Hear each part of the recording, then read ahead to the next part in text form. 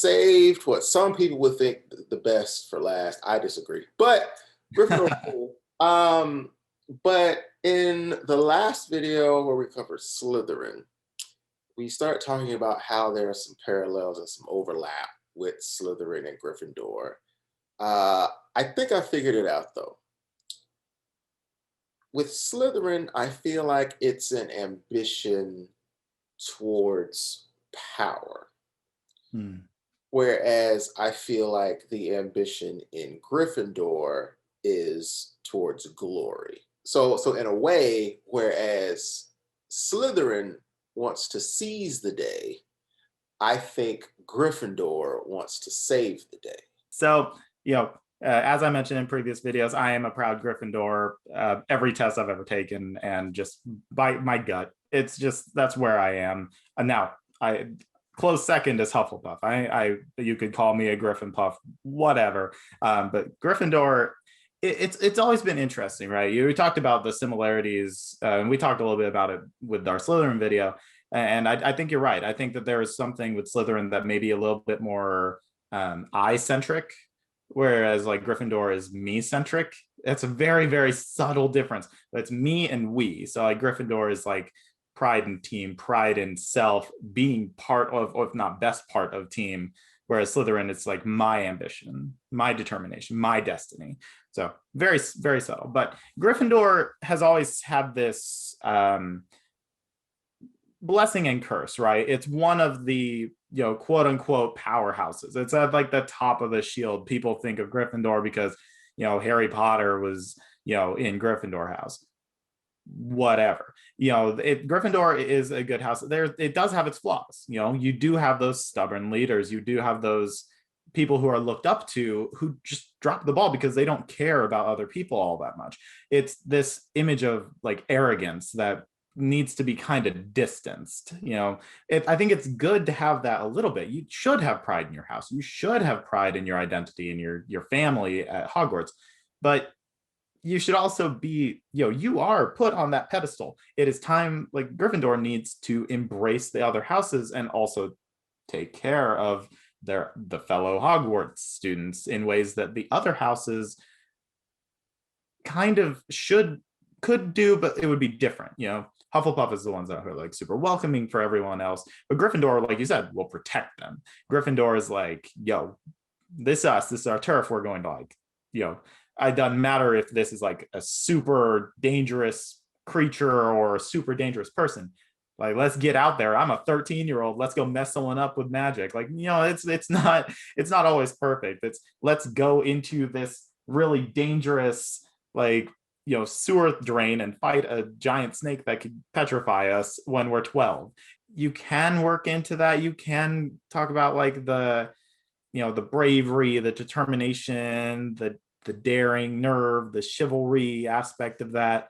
I think that it could be cool to kind of lean into that. You can do kind of like, more of a grandiose kind of perception thing, or you can go the warrior route, but like if you go the protector route, the guardian kind of route, then that might kind of subconsciously, subliminally convince Gryffindors to think of themselves as, yes, we are the protectors of the realm. This is a castle. This is our castle. Everyone else is also living in our castle. They are our brothers and sisters. We protect this house. And so you can kind of get into that. And so maybe if you start getting to think, Gryffindors start thinking of the larger Hogwarts family instead of just themselves as Gryffindors or themselves as themselves, then you can kind of get something cool going there. For this rebrand, for this image, our identity, our new brand, I have three different sayings that I like, and I'm gonna throw them at you to see what you think, because one of them in particular I think is a little bit better than the rest. One of them is like bleeding scarlet and gold. The other one's roaring with the lions, and probably my personal favorite, scarlet and bold.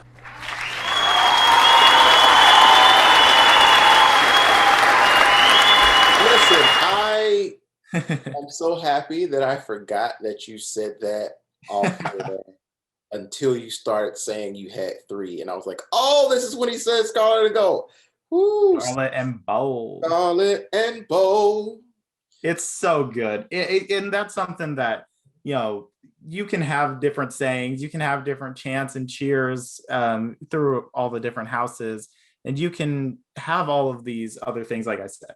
You can talk about Gryffindor House and the new identity, like, you know, Hufflepuff has the People's House, and they're now like they have their identity of back in the Badger. We're all Hufflepuffs. We're Hufflepuff strong. All that good stuff.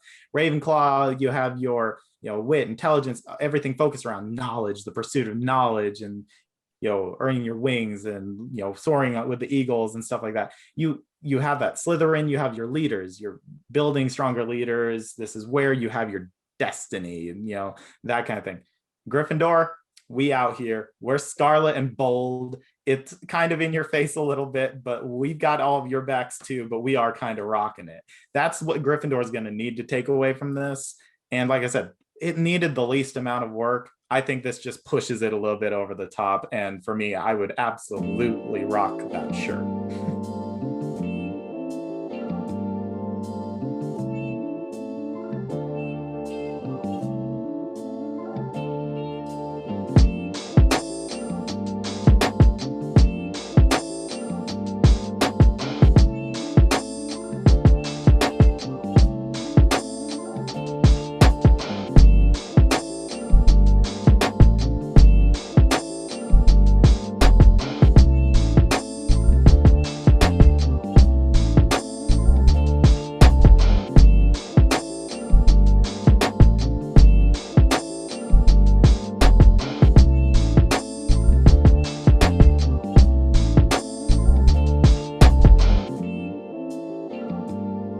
Ba ba ba boom. Hey, that's cool. I like So that. in the logo itself, I knew I wanted to do like a multiple color, kind of like mimicking kind of like the crest, the shield Sure. with like the two colors and stuff like that, kind of checkerboard there with the two-tone type thing.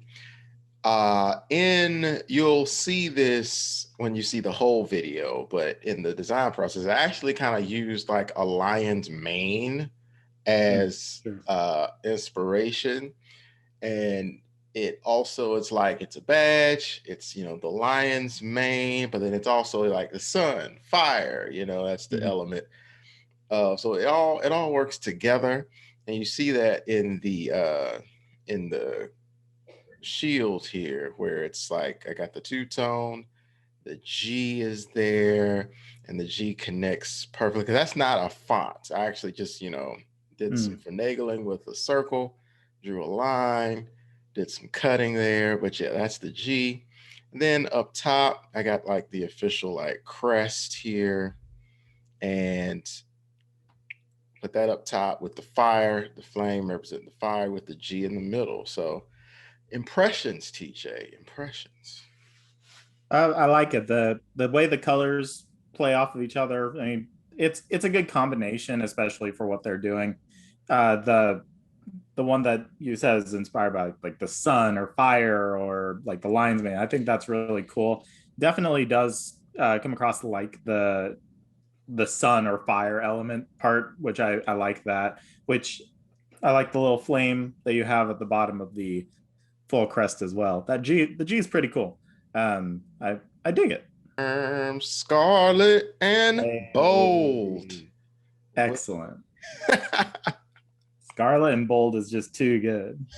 I mean, not to pat myself on the back or anything, but I mean, it was just too perfect. The Scarlet and the Bold was, you know, Godric Gryffindor over there. So with this, we've done all four houses, TJ. we did it. We did it.